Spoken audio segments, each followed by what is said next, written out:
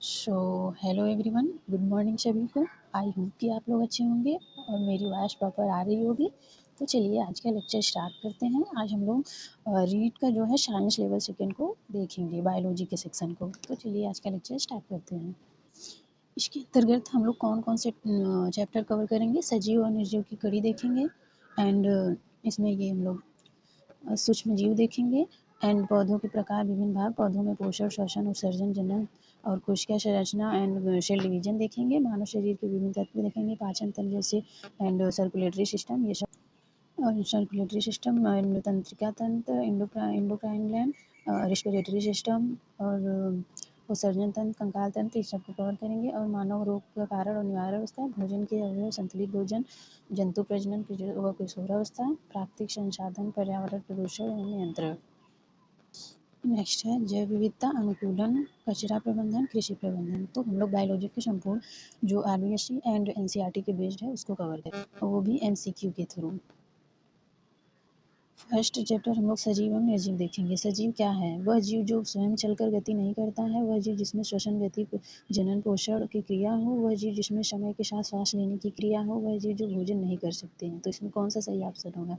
Second. वह जीव जिसमें श्वसन भी होता है, मूवमेंट भी होता है, ग्रोथ भी होता है, रिप्रोडक्शन भी होता है, न्यूट्रिशन, वही सजीव कहलाते हैं ना। निम्न में से निर्जीव कौन सा है? ये तो सब एकदम बेसिक क्वेश्चन। सजीवों के लक्षण निम्न है। सजीवों का जीवन काल निश्चित होता है। सजीवों में उत्सर्जन क्रिया होती है। सजीव उद्दीपनों के प्रति अनुक्रिया करते हैं। ये सभी सही हैं। सजीव में ये सब क्रियाएं होती हैं, जैसे गति करना, उत्सर्जन, प्रजनन, निश्चित जीवन काल होता है, वृद्धि भी होती है, भोजन ग्रहण करना, श्वसन करना, उद्दीपनों के प्रति अनुक्रिया। ये समझ रहे हैं? जैसे कोई भी आघात या इफेक्ट होता है बॉडी पर, तो तुरंत हम लोग जो उद्दीपन प्रतिक्रिया करते हैं उसे ही कहते हैं। नेक्स्ट, इनमें से कौन सा कथन असत्य है? पादप स्वपोषी होते हैं। जंतु श्वसन के दौरान कार्बन डाइऑक्साइड गैस ग्रहण करते हैं। शरीर में ऑक्सीजन द्वारा ग्लूकोज के विघटन से CO2 गैस मुक्त होती है और सजीवों द्वारा अपशिष्ट पदार्थों को शरीर से बाहर निकालने की क्रिया उत्सर्जन होती है। इसमें कौन सा असत्य है? पादप ऑटोसोमी होते हैं, ये तो आप लोग जानते ही हैं। जंतु श्वसन के दौरान कार्बन डाइऑक्साइड ग्रहण करते हैं? नहीं, ऑक्सीजन ग्रहण करते हैं, तो ये गलत हो जाएगा। इसकी व्याख्या देखते हैं। पादप प्रकाश संश्लेषण की क्रिया द्वारा अपना भोजन बनाते हैं। जंतु मुख्य रूप से भोजन के लिए किस पर डिपेंडेंट होते हैं? पौधों पर। और भोजन सजीवों को दैनिक कार्य हेतु ऊर्जा प्रदान करता है। सभी सजीव जंतु पादप वृद्धि करते हैं, यह सजीवों का अभिलाक्षणिक गुण है। अनिश्चित समय के बाद जंतुओं में यह वृद्धि रुक जाती है, जबकि अधिकांश बहुवर्षीय पादपों में यह वृद्धि होती रहती है। सजीव क्या करते हैं? श्वसन के दौरान ऑक्सीजन गैस ग्रहण करते हैं तथा कार्बन डाइऑक्साइड गैस बाहर निकालते हैं। शरीर में ऑक्सीजन द्वारा ग्लूकोज के विघटन से जैविक ऊर्जा का निर्मुक्त होना श्वसन कहलाता है। इस क्रिया में कार्बन डाइऑक्साइड गैस निकलती है। कुछ निर्जीव वस्तुओं जैसे बस, साइकिल, कार आदि में गति करने जैसा लक्षण दिखाई देता है, किंतु ये स्वयं गति नहीं कर सकती है। इसमें गति बाहरी कारणों से होती है। सजीवों की प्रजाति को अस्तित्व को बनाए रखने के लिए क्या आवश्यक है? श्वसन, गति, प्रजनन या वृद्धि? तो प्रजनन आवश्यक है, क्योंकि प्रजनन नहीं होगा तो जो सजीव की प्रजाति है वो विलुप्त हो जाएगी। नेक्स्ट है, निम्न में से कौन सा सूक्ष्म जीव है? जीवाणु, कवक, माइकोप्लाज्मा या उपयुक्त सभी? तो जीवाणु, फंजाई, माइकोप्लाज्मा ये सभी माइक्रो ऑर्गेनिज्म हैं। ऐसे सजीव जिन्हें आंखों से नहीं देखा जा सकता, जिन्हें हम सूक्ष्मदर्शी द्वारा की सहायता से देखते हैं, सूक्ष्म जीव कहलाते हैं। जैसे सूक्ष्म जीव विषाणु आ गया, माइकोप्लाज्मा आ गया, जीवाणु आ गया, फंजाई, प्रोटोजोआ एंड एल्गी। किस सूक्ष्म जीव में सजीव और निर्जीव दोनों के गुण पाए जाते हैं? तो विषाणु होता है। ये आई होप ये सब आप खोज किसने की थी? डीजे इवानोव्स्की ने विषाणु की खोज की थी। इन्होंने मोज़ेक रोग से ग्रसित तंबाकू की पत्तियों पर कार्य करते हुए वायरस की खोज की थी। और सर्वप्रथम खोजा गया वायरस कौन सा था? TMV। TMV में क्या है full form? Tobacco mosaic virus. विषाणु कड़ी संरचना होते हैं, जिन्हें न तो साधारण सूक्ष्मदर्शी देखा जाता है, न ही फिल्टर द्वारा पृथक किया जा सकता है। वायरस सजीव और निर्जीव के बीच की क्या है? संयोजक कड़ी है। और वायरस न तो सजीव है न तो निर्जीव है। ये जैसे स्वयं के स्तर पर वृद्धि करता है, जैसे इसे अगर निर्जीव है तो निर्जीव पड़ा रहेगा, और जब ये सजीवों के संपर्क में आता है तब ये सजीव की तरह व्यवहार करने लगता है। और इनका संवर्धन कृत्रिम माध्यम में नहीं किया जा सकता है। और इनकी जो बाहरी आवरण होता है वो प्रोटीन का होता है, जिसे क्या कहते हैं? कैप्सिड कहते हैं। और विषाणु में जो आनुवंशिक पदार्थ क्या होता है? DNA और RNA दोनों होते हैं। तो विषाणु को हम लोग जैविक गुण और निर्जीव गुण देखते हैं। इनमें आनुवंशिक पदार्थों की पुनरावृत्ति इनमें आनुवंशिक पदार्थों की पुनरावृत्ति होती है, इसमें उपापचयी क्रियाएं नहीं होती है। इनमें आनुवंशिक पदार्थ आरएनए और डीएनए होता है, ऑक्सी शोषक नहीं होता है निर्जीव में। एंड इसमें एंटीजेनिक गुण होते हैं और निर्जीव गुण में कोशिका संरचना नहीं होती है। इनका गुणन केवल जीवित परपोषी कोशिका में ही होता है। विषाणु का जो बायोलॉजिकल फंक्शन है उसमें क्या होता है, ये केवल परपोषी कोशिका में ही जीवित रहते हैं। परपोषी समझ रहे हैं, जो दूसरों पर निर्भर होते हैं, जैसे ह्यूमन बींग्स। एंड संक्रमण क्षमता भी इनमें होती है। वायरल डिजीज वायरस जनित जो पादप रोग हैं कौन कौन से हैं, तंबाकू का मोज़ेक वायरस, केले का मोज़ेक वायरस, मक्का का घाटी रोग, ये सब वायरस के कारण होता है। तो इसका सभी सही हो जाएगा। लाभदायक प्रभाव बैक्टीरियोफेज, वायरस का उपयोग जल शुद्धिकरण में भी किया जाता है। वायरस से सभी नेगेटिव ही नहीं होते हैं, इनका ही यूज़ होता है। जैसे कुछ बेनिफिशियल वायरस भी होते हैं। वायरस का उपयोग जल शुद्धिकरण पे किया जाता है क्योंकि ये हानिकारक जीवाणुओं को नष्ट करते हैं। जैसे वायरस जो है ये हानिकारक जीवाणुओं को नष्ट करते हैं। गंगा जल का नहीं सड़ना बैक्टीरियोफेज प्रक्रिया के द्वारा होता है। जीवाणु भोजियों का अंतरिक्ष सूक्ष्म विज्ञान में विकिरण संकेतन के रूप में यूज करते हैं। एंड कई विभोजीकरण प्रतिजैविक पदार्थों के उत्पादन को बाधित भी करता है। विषाणु जनित रोग हम लोग देख लेते हैं, यहाँ से क्वेश्चन बनने की संभावना मैक्सिमम रहती है। विषाणु जनित पादप रोग कौन कौन से हैं, जैसे टमाटर का कुंचिताग्र रोग, केले का मोज़ेक रोग, आलू का मोज़ेक रोग, मक्का का घाटी रोग, तंबाकू का मोज़ेक रोग, एंड भिंडी का पीला सीरा मोज़ेक रोग, और पपीते का मोज़ेक रोग, चन्ना का वामन रोग, चावल का वामन रोग, सॉरी। माइकोप्लाज्मा के संबंध में सत्य कथन है, इसकी आकृति अनिश्चित होती है। डीएनए तथा आरएनए दोनों प्रकार के न्यूक्लिक एसिड इसमें होते हैं, तो ये दोनों सही है। क्योंकि माइकोप्लाज्मा जो है ये जीवाणुओं से भी छोटे आकार की सजीव इकाई है। यह सबसे छोटी कोशिका अगर पूछा जाए तो माइकोप्लाज्मा की होती है, और ये जीवाणु फिल्टर से भी छन जाते हैं। इसकी खोज किसने की थी, लुईस पास्चर ने की थी। यह एक कोश की प्रोकैरियोटिक माइक्रो ऑर्गेनिज्म। लेकिन माइकोप्लाज्मा में कोशिका भित्ति का अभाव होता है, इसमें शेल वॉल नहीं पाई जाती है। आकृति इसकी अनिश्चित होती है। इन्हें जीव जगत का जोकर यानी बहुरूपी जीव कहा जाता है। इनके कई रूप होते हैं, जैसे इनका शेप निश्चित नहीं होता है। ये क्या होते हैं, परजीवी और मृतजीवी होते हैं। पैरासिटिक एंड सेप्रोफाइटिक जीव होते हैं। इनमें आरएनए और डीएनए दोनों न्यूक्लिक एसिड पाए जाते हैं, बट सेल वाले में अब्सेंट होता है। और किसी भी एंजाइम के प्रति संवेदनशील नहीं होते हैं ये। इनकी बाहरी संरचना जो है प्लाज्मा झिल्ली होती है। त्रिस्तरीय ग्लाइकोप्रोटीन से बने होते हैं माइक्रोप्लाज्मा, जो क्या होते हैं, चयनात्मक पारेगम। चयनात्मक पारेगम मतलब किसको ये जाने देते हैं, पारेगम होने देते हैं, किसको नहीं, ये इन खुद ही डिसाइड करते हैं। माइक्रोप्लाज्मा में 70S प्रकार के राइबोसोम पाए जाते हैं। अन्नों द्विकुंडली डीएनए और एक कुंडली सिंगल स्टैंडर्ड आरएनए और डबल स्टैंडर्ड डीएनए पाया जाता है किसमें, माइक्रोप्लाज्मा में। माइकोप्लाज्मा से होने वाले रोग देख लेते हैं, जैसे माइकोप्लाज्मा जनित रोग नहीं है कौन सा, जननांग शोथ रोग, तिल की फिलौड़ी एंड बैगन का लघुपर्णी रोग। तो इनमें से कोई नहीं है जो माइकोप्लाज्मा से। माइकोप्लाज्मा जनित रोग देख लेते हैं, जैसे मानव रोग, पादप रोग, जंतु रोग। मानव रोग में ये अप्राकृतिक निमोनिया, श्वसन तंत्र रोग और श्वास नाल संक्रमण, मनुष्यों में वंध्यता एंड जननांग शोथ रोग होता है। माइकोप्लाज्मा में से मानव में कौन कौन सा रोग होता है, अप्राकृतिक निमोनिया हो जाती है, श्वसन तंत्र रेस्पिरेटरी सिस्टम रोग होता है, श्वास नाल संक्रमण होता है, और मनुष्य में वंध्यता हो जाती है, जननांग शोथ। पादप रोग कौन कौन से होते हैं माइकोप्लाज्मा के थ्रू, गन्ने का धारिया रोग होता है, बैगन का लघुपर्णी रोग, पपीते का गुच्छित शीर्ष होता है, और कपास का जो हरितिमा गमन रोग हो जाता है, मक्के का बौना रोग हो जाता है, आलू का कुर्चिशम रोग हो जाता है, तिल्ली का फिलौड़ी रोग। जंतु रोग माइकोप्लाज्मा में कैसे होते हैं, जैसे पशुओं का शोथ रोग हो गया, भेड़ बकरी का एगेलेस्टिया रोग होता है, मुर्गों में शीरा नाल शोथ रोग होता है। जीवाणु को 5 जगत प्रणाली के अनुसार कौन से जगत में रखा गया है, तो ये इन्हें मोनेरा जगत में रखा गया है। यह एक कोश की प्रोकैरियोटिक सूक्ष्म जीव होते हैं। जीवाणु की खोज एंटोनी वॉन लीeuwenhoek ने की थी, जिन्हें जीवाणु विज्ञान का जैसे बैक्टीरिया साइंस का जनक कहा जाता है। 5 जगत प्रणाली के अनुसार इन्हें मोनेरा जगत में रखा है। जीवाणु का वास कहाँ होता है, ये सर्वव्यापी होते हैं, सभी जगह पाए जाते हैं। मृदा, भूमि, जल, भोजन, जंतु आदि। नहीं तभी भी कहा जाता है कि कोई भी चीज़ खाने से पहले हाथ धो लीजिएगा, मिट्टी छूने के बाद हाथ धोने अच्छे से, तभी खाना वगैरह खाएं, क्योंकि बैक्टीरिया हर जगह विद्यमान है इन्वायरमेंट में। मानो कि आप में ई. जीवाणु में, ई. मीन्स इस्चेरिचिया कोलाई, जो क्या करते हैं, मानव की आंत को इफेक्ट करते हैं। वह न्यूनतम कितने 190 सेंटीग्रेड से 78 सेंटीग्रेड तापमान में पाए जाते हैं। कौन, बैक्टीरिया। आकार बैक्टीरिया का कितना होता है, 0.2 से 1.5 माइक्रोमीटर होता है। लंबाई इसकी 2 से 10 माइक्रोमीटर तक होती है। जीवाणु कोशिका में विभाजन होता है। असूत्री विभाजन।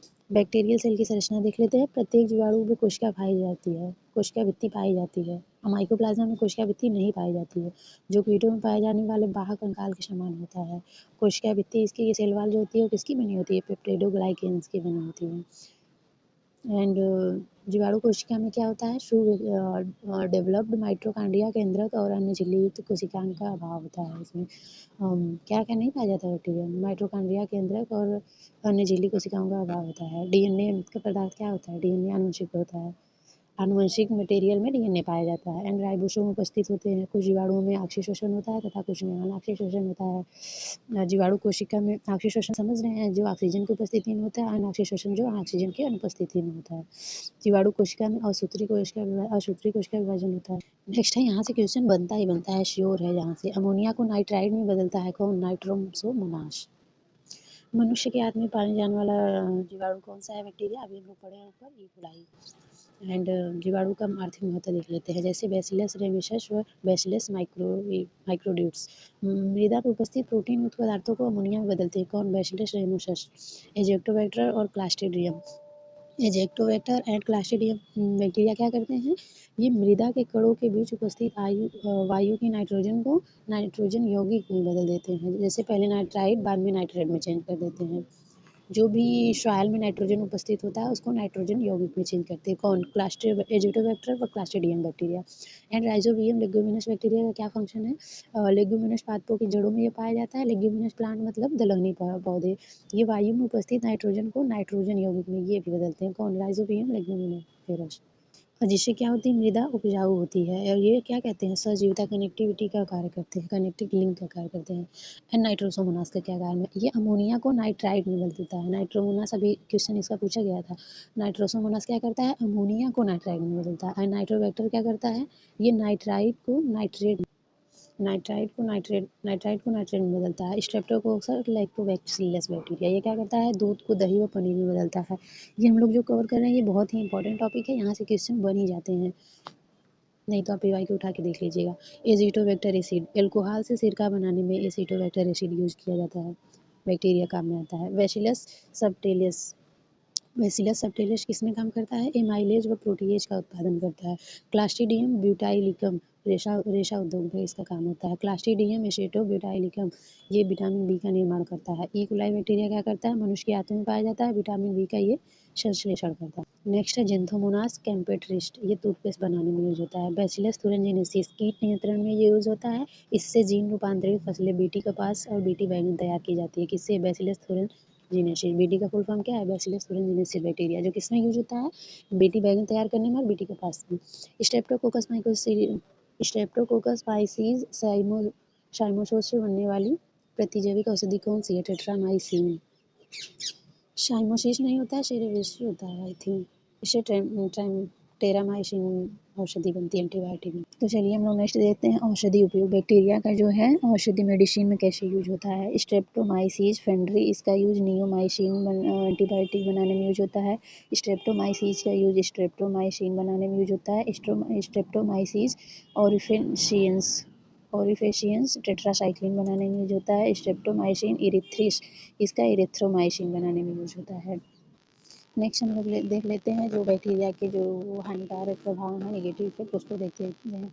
जीवाणु खाद्य पदार्थों में हानिकारक पदार्थ जैसे सड़ाना गलाना ये सब करते हैं। क्लास्ट्रीडियम बॉटुलिनम एंड माइक्रोकोकस जैसे जीवाणु भोज पदार्थों में जैव विष टॉक्सिक उत्पन्न करते हैं, उन्हें विषैला बना देते हैं, जिन्हें क्या कहा जाता है? बॉटुलिज्म।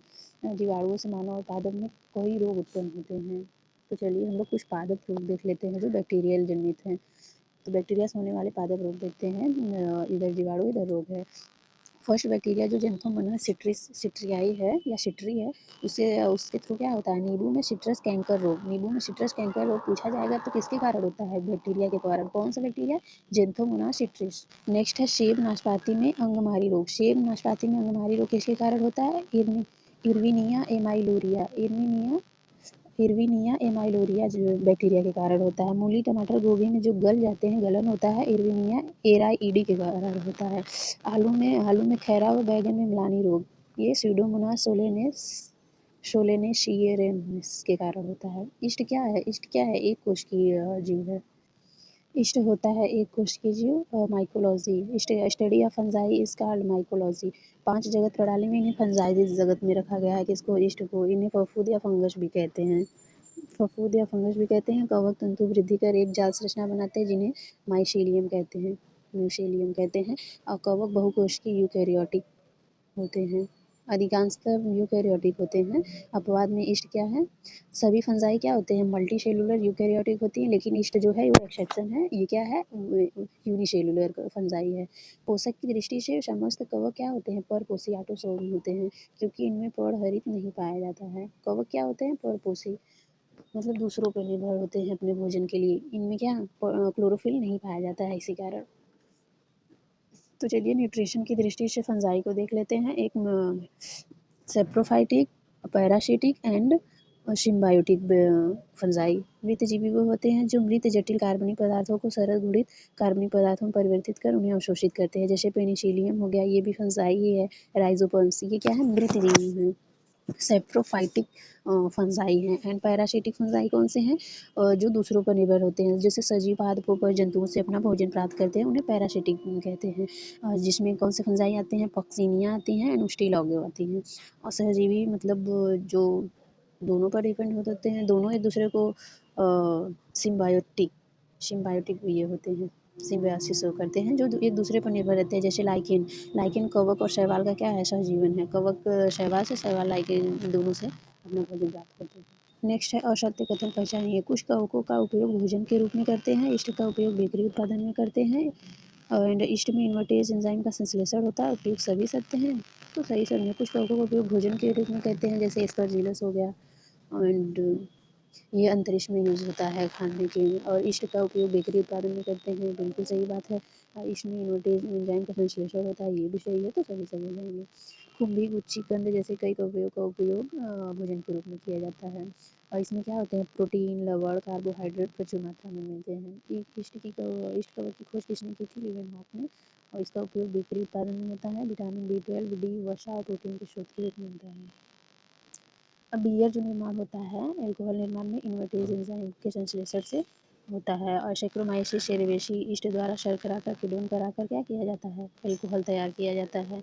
सैक्रोमाइसिस सेरेवेसी क्या है, एक ईस्ट है जिसमें शर्करा का किण्वन फर्मेंटेशन करवा के एल्कोहल का उत्पादन किया जाता है। आई होप कि ये जो हम लोग क्वेश्चन के थ्रू एक्सप्लेनेशन कर रहे हैं वो आपको समझ में आ रहा होगा। और ये बहुत ही इंपॉर्टेंट है, जो एग्जाम में क्वेश्चन जहाँ से बनते ही बनते हैं, तो इसको ध्यान से देखिएगा आप लोग। ये क्वेश्चन न जाने कितने एग्जामों में पूछा गया है। आप चाहे वनडे ले लीजिए या टीचिंग एग्जाम, कोई भी। पेनिसिलिन की खोज किसने की है, तो अलेक्जेंडर फ्लेमिंग। आई होप कि आप सब लोग इससे अवेयर होंगे। तो चलिए नेक्स्ट देखते हैं। औषधि उपयोग में कवक का यूज़ बनाने की औषधियाँ। कवक जो है फंजाई, पेनिसिलियम नोटेटम का यूज़ किसमें होता है, पेनिसिलिन बनाने में। एमरी सिलोप्सिस पुनरेंसिस व हेलेन पेनिसिलियम फ्यूनिकुलस का यूज़ किसमें होता है, एंटी एमीन एमीबीन बनाने में यूज़ होता है। और नोट में याद कर लीजिएगा। पेनिसिलिन, इसकी खोज किसने की थी, अलेक्जेंडर फ्लेमिंग ने। और इसका उपयोग किसमें होता है, टीके और प्रतिजैविक एंटीबायोटिक और वैक्सीन के रूप में किया जाता है। हानिकारक प्रभाव। मनुष्य और पशुओं में फंजाई जनित रोगों को माइकोसिस्ट कहते हैं। अब देख लेते हैं कवक से होने वाले रोग, जैसे फेफड़ों में संक्रमण या जिसे दमा रोग कहते हैं, किसके थ्रू होता है, कौन से फंजाई, एस्परजिलस फ्यूमिगेट्स के थ्रू। एंड रिंगवार्म किसके द्वारा होता है, ट्राइकोफाइटॉन जाति के थ्रू। गंजापन, टीनिया कैक्टिस जो फंजाई है उसके कारण गंजापन होता है। त्वचा पर खाज, खुजली एस्केरस के थ्रू होता है। कैंडियोलिसिस, मुंह व श्वास नली का संक्रमण कैंडिडा एब्लिकेंस के थ्रू होता है। फंजाई की वजह से पादपों में भी कई रोग हो जाते हैं, जैसे सरसों का सफ़ेद कीट रोग, बाजरे का हरित बाली रोग, गेहूं का रोली व कीट रोग, मूंगफली का टिक्का रोग। अनेक फंजाई जातियां खाद्य पदार्थों को खराब करती है, जैसे म्यूकर और न्यूरोस्पोरा। ये सब क्या करते हैं, खाद्य पदार्थों को भी नुकसान पहुंचाती हैं। और कुछ जो फंजाई हैं जो अत्यधिक विषैले होते हैं, जैसे एमिनीटा, रूसला और बोलीडस, ये सब बहुत ही अत्यधिक विषैले होते हैं। शैवाल के संबंध में असत्य कथन पहचानिए। इनका पादप शरीर थैलस होता है, उसकी आवृत्ति सेलुलोज व पेक्टिन की बनी होती है। तो जी नहीं, इनका जो शैवाल के संबंध में असत्य पूछा है ना, तो इनका पादप शरीर थैलस का बना होता है, ये सही बात है। तो ये गलत हो जाएगा। इनको उसकी आवृत्ति जो है सेलुलोज व पेक्टिन की बनी होती है। तो ये दोनों कथन सही है ना, इसका तो गलत क्यों दे रहा है, तो इसी ऑप्शन होगा इसका। क्वेश्चन आप लोग देख लीजिएगा, क्योंकि इसमें दोनों सही हो रहा है। इनका पादप शरीर जो एल्गी का है थैलस का होता है, और केशकावृत्ति सेलुलोज और पेक्टिन की बनी होती है शैवाल की। एल्गी को क्या काई या भोजली कहते हैं। Study of algae is called algology and phycology, and study of fungi is called mycology, and study of algae is called phycology. Algae के जो लक्षण देख लेते हैं, ये जलीय वाष्प में मिलती हैं। शैवालों का पादप शरीर थैलस होता है। कोशिकावृत्ति इसकी सेलुलोज और पेक्टिन की बनी होती है। भोजन का संचय स्टार्च के रूप में होता है। जनन कायिक और लैंगिक विधियों से होता है। इसमें कुपोषण सुधारने के लिए किसकी गोलियां दी जाती है? स्पाइरुलिना की। शैवालों का लाभदायक महत्व भोजन के रूप में। शैवाल कार्बोहाइड्रेट और प्रोटीन के अच्छे स्रोत होते हैं। खाद्य शैवाल पोरफायरा, क्लोरेला, स्पाइरुलिना, सारगासम, अल्वा, रोडोनिया, ये सब क्या है? एडिबल एल्गी हैं। एंड क्लोरेला, इससे बिस्कुट केक बनाए जाते हैं। प्रोटीन, कार्बोहाइड्रेट, विटामिन का अच्छा स्रोत है क्लोरेला। स्पाइरुलिना क्या है? ये प्रोटीन का अच्छा स्रोत है। कुपोषण सुधारने के लिए इसे नियमित गोलियां खिलाई जाती हैं। एंड कई शैवाल जैसे सारगासम, फ्यूकस, लैमिनेरिया आदि का उपयोग चारा के रूप में किया जाता है। भूरे शैवाल में आयोडीन होता है। इसका उपयोग गर्दन रोग के लिए, गर्दन मतलब थायराइड रोग के लिए होता है। क्लोरेला को अंतरिक्ष उड़ानों में शोध कार्य के लिए यूजफुल माना जाता है, जैसे स्पेस एल्गी भी कहा जाता है क्लोरेला। नेक्स्ट है नाइट्रोजन स्थिरीकरण करने वाले नीले हरे शैवाल, जैसे एनावीना, नास्टाक, एनावीना, ओसिलेटोरिया और लोसेरा, साइटोनिया, ये सब क्या है? नाइट्रोजन स्थिरीकरण, नाइट्रोजन फिक्सेशन करने वाले नीले हरे शैवाल हैं। ब्लू ग्रीन एनर्जी यहाँ से उससे बनता है ये। नाइट्रोजन फिक्सेशन करने वाले ब्लू ग्रीन एनर्जी कौन कौन से? नास्टाक, एनावीना, ओसिलेटोरिया और लोसिस एंड साइटोनिया। हानिकारक प्रभाव एल्गी के देख लेते हैं। जल उफान और प्रदूषण, वाटर ब्लूम्स। छोटे जल स्रोतों में शैवालों के मर जाने के कारण जल क्या होता है? दुर्गंधमय हो जाता है। नहीं देखिए आप तालाबों वालाबों में पूरा जो काई जम जाती है, वही एल्गी होते हैं, वो दुर्गंधमय नहीं स्मेल करने लगता है, क्योंकि इसमें क्या हो जाती है? ऑक्सीजन की कमी हो जाती है। और नेक्स्ट है कुछ विषाक्त शैवालों को खाने से मछलियों की मृत्यु भी हो जाती है। और कुछ शैवाल द्वारा स्रावित विष जब मछलियों के साथ मनुष्य में प्रवेश करता है, तो इससे क्या होती है? लकवा जैसी बीमारी भी होती है। तो ध्यान दीजिएगा आप लोग जो मछली वगैरह खाते हैं, ध्यान से खाया करिए। लाइकेन किसका सहजीवन होता है? लाइकेन जो है शैवाल और कवक का सहजीवन है, कनेक्टिक लिंक है। सहजीवन मतलब जब दो प्राणियों में पारस्परिक लाभदायक आंतरिक साझेदारी होती है। यह सहभागिता दो पौधों, दो जंतुओं, पौधों और जंतु के मध्य हो सकती है, जैसे लाइकेन और माइकोराइज़ा। आर्थिक महत्व, लाभदायक उपयोग इसका किसमें होता है? एल्गी का। और लाइकेन या SO2 सल्फर डाइऑक्साइड गैस के प्रति बहुत ही संवेदनशील होते हैं। किसी क्षेत्र में लाइकेन की कमी वायु प्रदूषण का सूचक होती है। जैसे आप लाइकेन को कहीं रखे हैं, अगर वहाँ पे वायु की कमी होगी, पोल्यूशन ज़्यादा होगा, तो वो प्लांट मुरझा जाता है। लाइकेन इसीलिए इसे पोल्यूटेड प्लांट भी कहते हैं, जो उसके मतलब बारे में जानकारी देता है। पौधों रोगों के उपचार में पेल्टीजेरा केनिया नामक लाइकेन का उपयोग, जो पेल्टीजेरा केनिना नामक लाइकेन का उपयोग किसमें होता है? हाइड्रोफोबिया रेबीज रोग के उपचार में होता है। पेल्टीजेरा केनिना नामक लाइकेन का यूज हाइड्रोफोबिया, जो कुत्ते के काटने से होता है, उसके उपचार में यूज होता है। पारमेलिया सक्सेटिलिस का उपयोग मिर्गी रोग के उपचार में होता है। इसे कापाल लाइकेन भी कहते हैं, धूप हवन सामग्री बनाने में। सूखे लाइकेन का उपयोग मसाले के रूप में होता है। नेक्स्ट है हानिकारक उपयोग। सूखे लाइकेन कई बार जंगल में आग का कारण बनते हैं। कई लाइकेन विषैले होते हैं, जिससे जानवरों की मृत्यु हो जाती है। आर्द्र व नम क्षेत्रों में मकान की खिड़की, दरवाजे, दीवारें आदि को नुकसान पहुंचाते हैं। जुकाम रोग किस वायरस के कारण होता है? राइनो। विषाणु के हानिकारक प्रभाव। विषाणु प्राणियों और पादपों में कई प्रकार के हानिकारक रोग उत्पन्न करते हैं, जैसे चेचक, पॉक्स वायरस, वेरियोला विषाणु, इन्फ्लुएंजा, आर्थ्रोमिक्सो वायरस, इन्फ्लुएंजा विषाणु। खसरा किसके कारण होता है? पैरामिक्सोमेविली विषाणु। एंड पोलियो वायरस के थ्रू। रेबीज रेब्डो वायरस के थ्रू होता है। जुकाम राइनो वायरस के, पीला बुखार कॉक्सेकोरिया वायरस, एड्स HIV वायरस के कारण।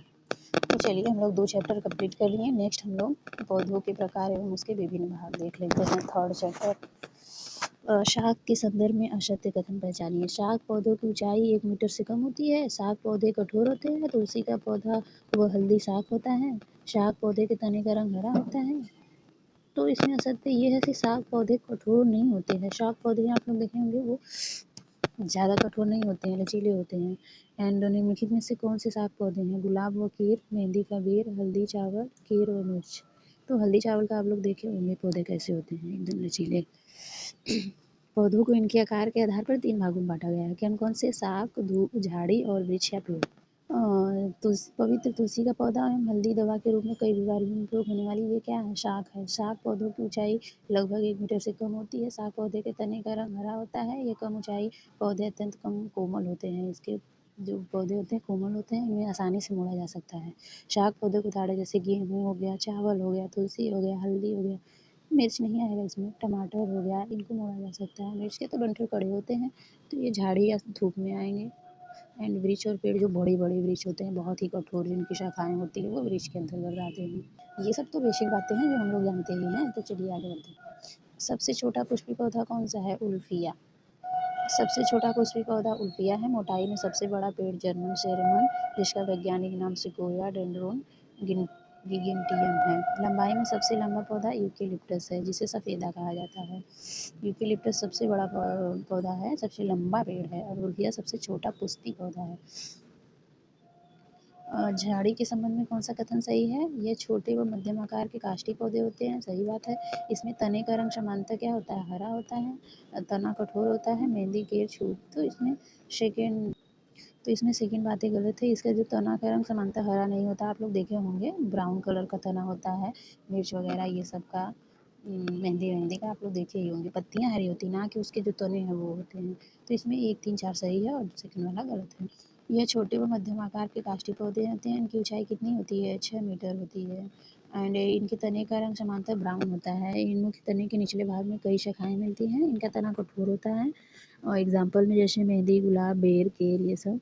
ये बहुत लंबे व तने कठोर होते हैं, छाल युक्त होते हैं, इनमें छाल नहीं होता है। एंड तने में कई शाखाएं होती हैं, ऊपरी हिस्से से निकली रहती हैं, जैसे आम, नीम, बरगद, पीपल आदि। ये सब बहुत ही ये वृक्ष के अंतर्गत आते हैं। द्विवर्षी पादप कौन सा है, पत्ता गोभी। पौधों का वर्गीकरण आयु के आधार। एक वर्षीय पौधा ऐसे पौधे जिनका काल 1 वर्ष अथवा 1 ऋतु का होता है, उन्हें वार्षिक पौधे कहते हैं, एनुअल प्लांट कहते हैं। जैसे मक्का हो गया, ज्वार, बाजरा, ये सब क्या है, एनुअल प्लांट है, जो केवल एक ही वर्ष में इनका वर्ष काल होता है। इनको जैसे बुआई, कटाई ये सब 1 वर्ष के थ्रू कंप्लीट हो जाती है।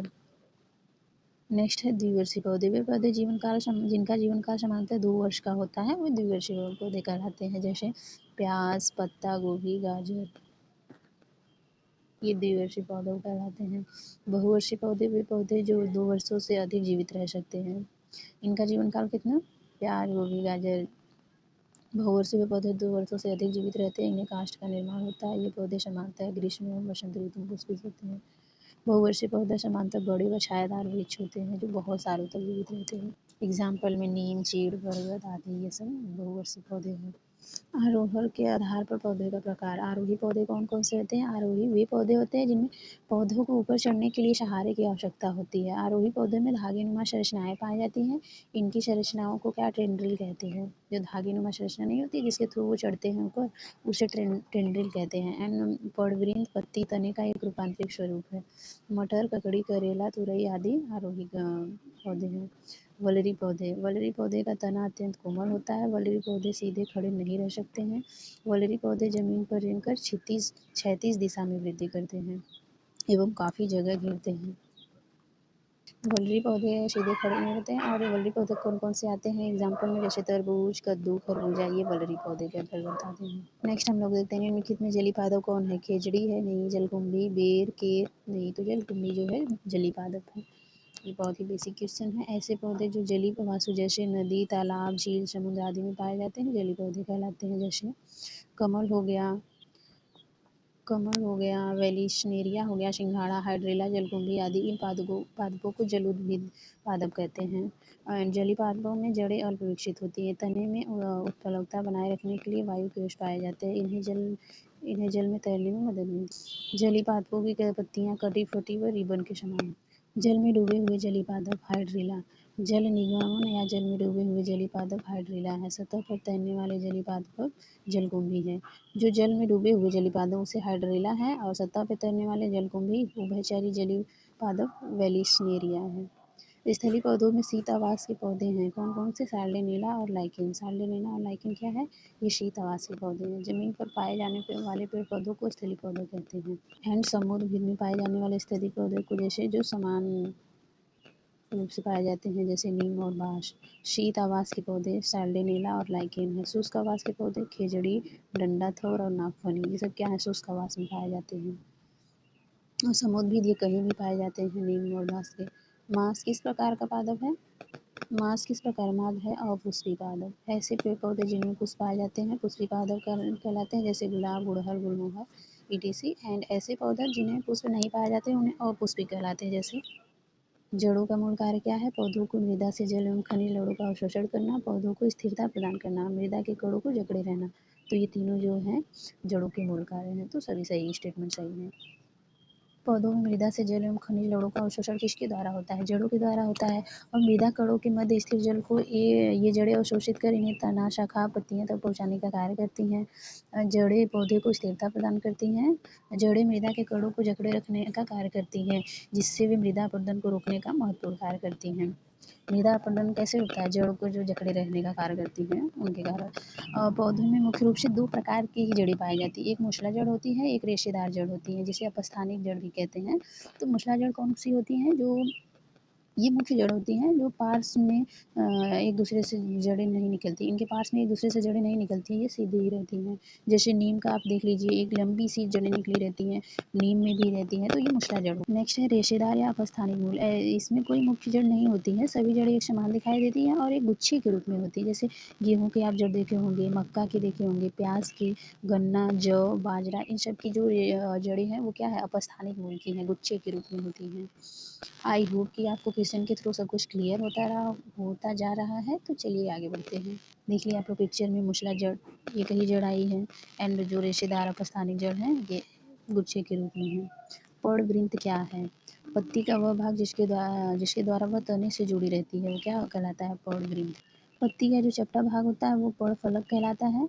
जैसे पत्ती का चपटा भाग ये पर्णफलक कहलाएगा, और जिससे ये शाखाएं से जुड़ी रहती हैं ये पर्णवृंत कहलाता है। एंड जो ये तने से जुड़ी रहती है पर्णवृंत कहलाता है। पर्णफलक के मध्य स्थित रेखा, मध्यशिरा, इनसे कई उपशिराएं निकलती हैं सॉरी। पत्तियों में कौन सी क्रिया होती है? प्रकाश संश्लेषण, वाष्पोत्सर्जन या श्वसन क्रिया? पत्तियों में तीनों क्रियाएं होती हैं। पत्तियों में फोटोसिंथेसिस, ट्रांसपीरेशन एंड रिस्पिरेशन तीनों प्रक्रियाएं होती है पत्तियों से। पत्ती का आप लोग देखिए पर्णफलक ये होता है, शिरा ये होता है, मध्य शिरा इसको बोलते हैं, पर्णवृंत ये होता है। जो शाखा से जुड़े रहती है पत्तियां पर्णवृंत कहलाता है। हरे पौधे की पत्तियां कार्बन डाइऑक्साइड, जल, प्रकाश और पर्णहरित की उपस्थिति में खाद्य पदार्थों का निर्माण करती हैं फोटोसिंथेसिस प्रोसेस के थ्रू। पौधे भोजन संग्रह और भोजन स्टोर किस रूप में करते हैं? मंड स्टार्च के रूप में करते हैं। स्टार्च पत्तियां, फलों और तनों में संग्रहित होता है। स्टार्च किसमें स्टोर रहता है? पत्तियां में, फलों में और तनों में। पत्तियां जो है प्रकाश और क्लोरोफिल की उपस्थिति में ग्लूकोज का निर्माण करती हैं, और इस प्रक्रिया में जल और कार्बन डाइऑक्साइड का उपयोग होता है। जल में ऑक्सीजन गैस उत्पाद के रूप में बनती है।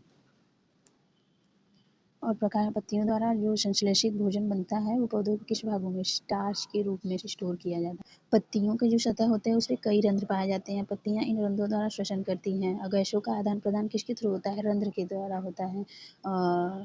रंध्रों के रंध्र मतलब स्टोमेटा के खुलने और बंद होने पर निर्भर करता है। तने का मुख्य कार्य जड़ों द्वारा अवशोषित जल व खनिज लवणों का अवशोषण संवहन कर उसे पौधे के विभिन्न वायु भागों तक पहुंचाना है। इसके अलावा तने के कुछ और महत्वपूर्ण कार्य भी हैं, जैसे पत्तियां, फूल, फल आदि धारण करना, पत्तियों में निर्मित भोज्य पदार्थों का संचयन करना, हरे तनों में उपस्थित क्लोरोफिल द्वारा प्रकाश संश्लेषण कर भोजन बनाना, मरुस्थलीय पौधों में जल ग्रहण कर उसे अनुकूलित करना, ये क्या पत्तियों का कार्य है। नेक्स्ट क्वेश्चन है, चालनी नलिकाएं कहाँ स्थित होती हैं? फ्लोएम में स्थित होती हैं। और इसकी व्याख्या देख लेते हैं। ये जाइलम क्या होता है? जाइलम ये एक प्रकार का जटिल कॉम्प्लेक्स टिश्यू है, और इसमें जल एवं घुलित लवणों के संवहन के लिए वाहिकाएं एवं वेसल्स होते हैं। ये कि लंबी मोटी वृत्त कोशिकाएं होती हैं। इनकी भित्ति पर अनेक गर्त मिलते हैं जिनमें एक जल से दूसरी वाहिकाएं तत्व में पाया जाता है। नेक्स्ट है फ्लोएम किसे कहते हैं? प्रकाश संश्लेषण द्वारा निर्मित तरल रूप से फ्लोएम के द्वारा विभिन्न भागों में पहुंचाया जाता है। जो भी न्यूट्रिएंट्स बनते हैं फोटोसिंथेसिस के द्वारा जो भोजन बनता है इसको फ्लोएम के द्वारा पौधे के विभिन्न भागों में पहुंचाया जाता है। संवहन के लिए विशिष्ट चालनी नलिकाएं होती हैं। तो आई होप कि ये सेशन आपको अच्छा लगा होगा। Thank you for watching.